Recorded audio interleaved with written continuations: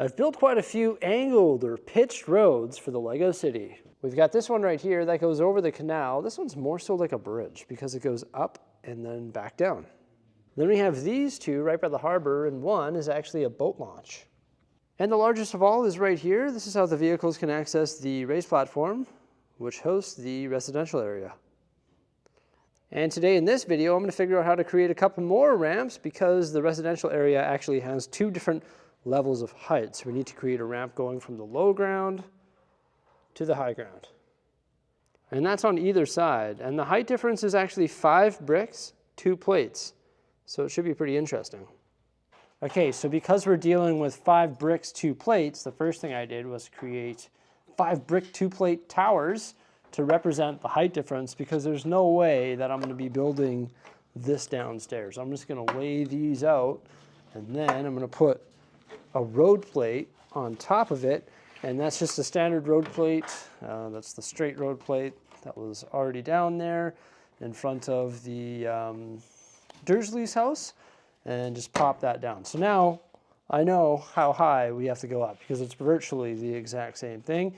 And now I've got to figure out how to build a ramp road going up to it. Now I've already sat down for a good while and figured it out. I've done so much road building, the trial and error method just sort of works for me at this point. But you can see we've got this really cool ramp that goes from the low ground to the high ground, and I test fit it in the city, and guess what? It works. Now the reason I did it this way is because I have to build 2 of them, so I figured I'd walk you through the process of how I went about building this angled or pitched road. But you can see the end result is pretty much seamless, like it is pretty flush. Nothing that's sort of not realistic, you know, like we have expansion gaps and roads and stuff like that, so I think it works. And these gaps here, you can fill them in using flex tubing or bars, or you could also replace the tiles with 1x2 modified plates with the rail. I just want to mention that because I think that's one flaw in this design, but there are ways that you can mitigate it. Honestly, for mine, I'm just going to leave it as is because I really don't mind the gaps. It's really quite small. But one thing you do need to make sure, and I didn't do it in this case because it was sort of my first draft, is to make sure that you don't have any exposed color where those gaps are. You see how I have the tan plate there? Not ideal. But in the next one that we build, I'm going to make sure things like that don't happen. Let's get started. First things first, grab yourself a 32x32 base plate. And then I made stacks of 5 2x4 bricks, 3 of them in this case. You could make bricks solid all the way along, whatever you want. And then I put a roll plate on top.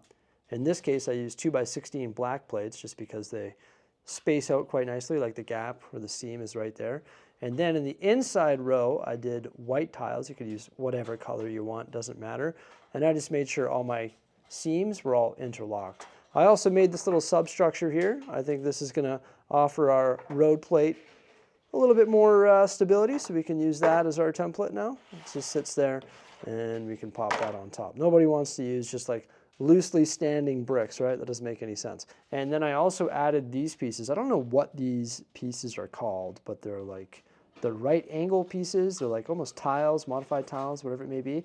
And I did 6 studs of light gray because that's where our sidewalk is going to be. And then 6 studs of light gray on the other side, and 20 studs of dark gray, which of course is where our road is going to be.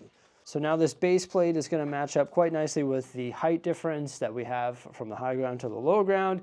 And I can take my pre-constructed road plate here, which I used during the first demonstration. So this is like my template or rough draft. And I can pop it onto this newly constructed base plate, and it should line up quite nicely.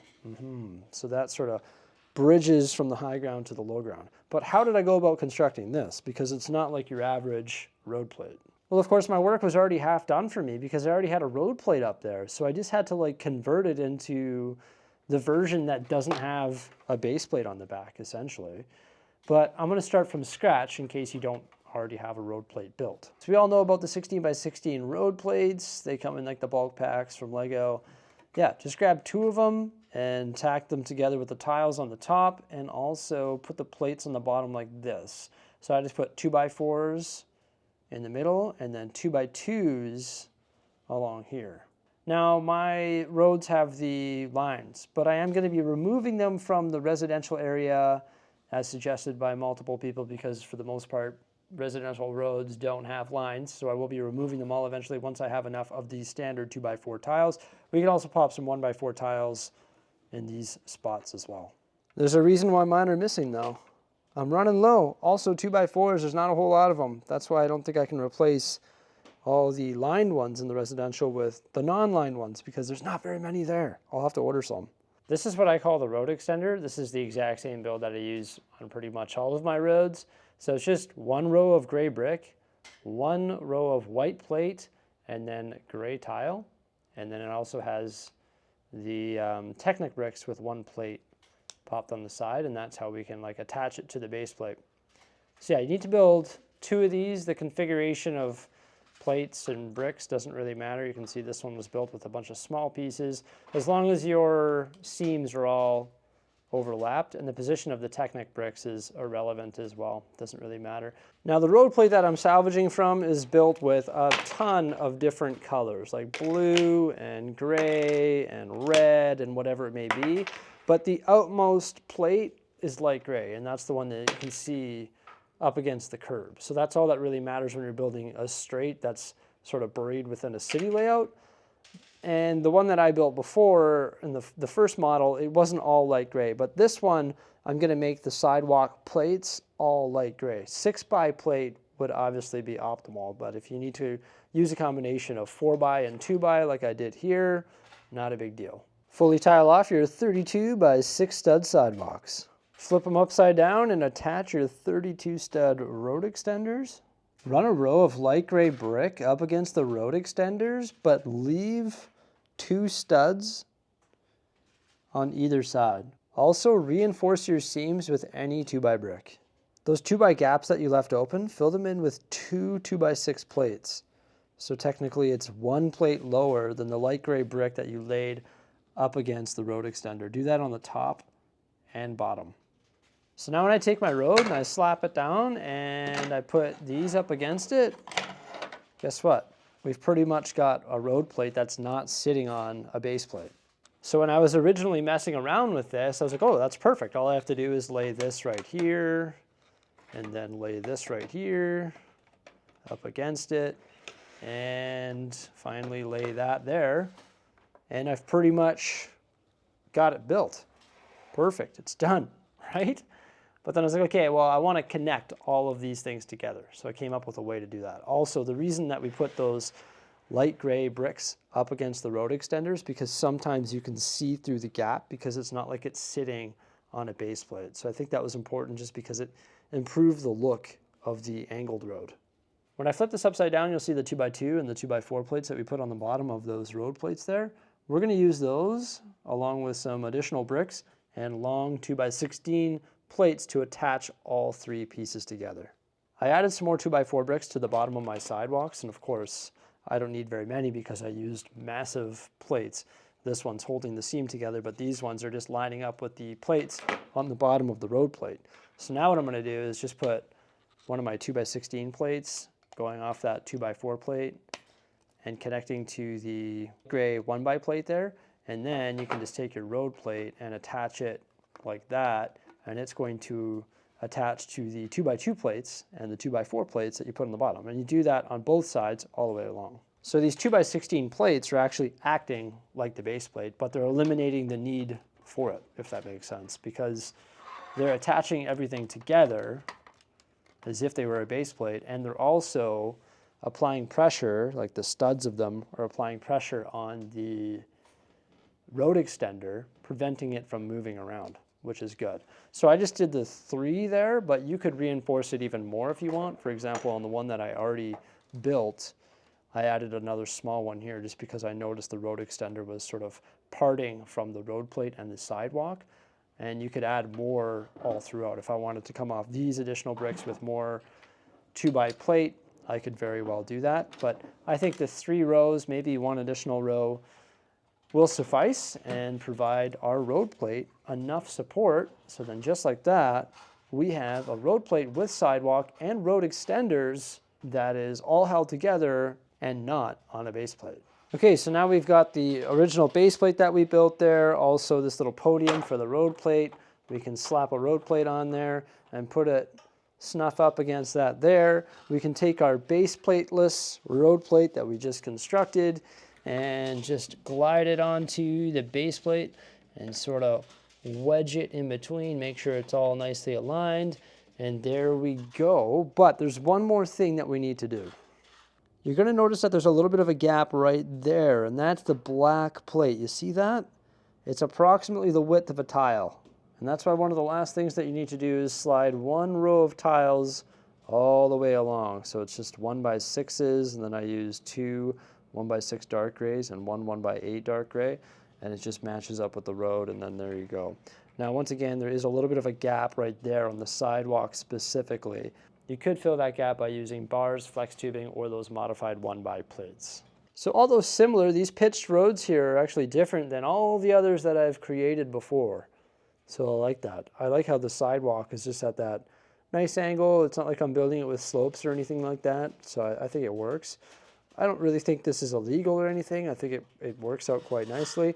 And I think the only drawback is there's a little bit of gap happening there. But once again, there are solutions to fill that. I wouldn't fill those gaps until they're placed in the city, because the parts that you jam in there will just sort of fall off, right?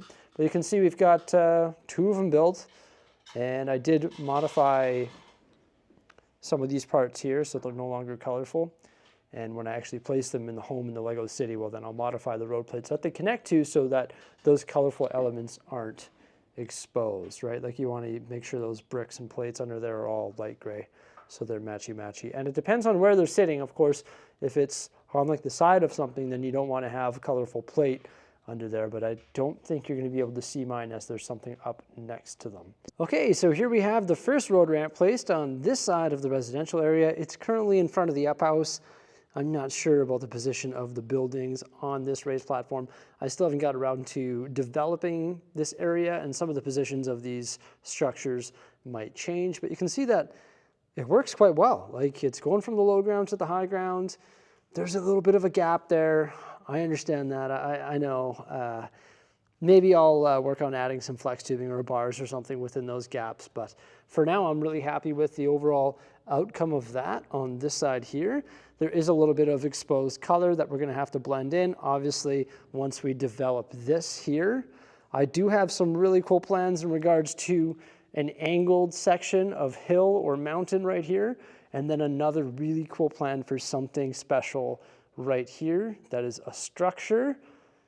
However, it might end up over here or even right here. All right, I'll tell you what it is. It's probably going to be some sort of mansion, because it makes sense to have it on the countryside with like an epic view of the countryside, and it's by the residential area as well. So I'm pretty excited for that. And no, that's not really a new project, because I had that massive mansion and we recently took it apart. And when I took it apart, I said, oh yeah, we're going to rebuild a smaller version of the mansion which can go in the Lego city. So that's sort of where I think it's going to go. I think it makes sense. And here's the other ramped road right in front of the Simpsons house. There's a little bit of blending that we need to do right here.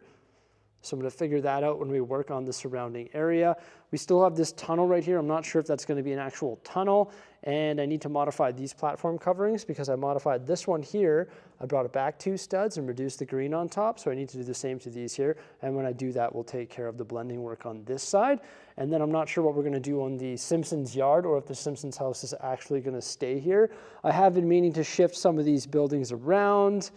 I am thinking of moving the school and the activity center here, but unfortunately this right here is 2.5 base plates. Like, that building and this building is 2.5 base plates, so it won't fit right here because this is only 2 base plates, so I can't do a straight up swap.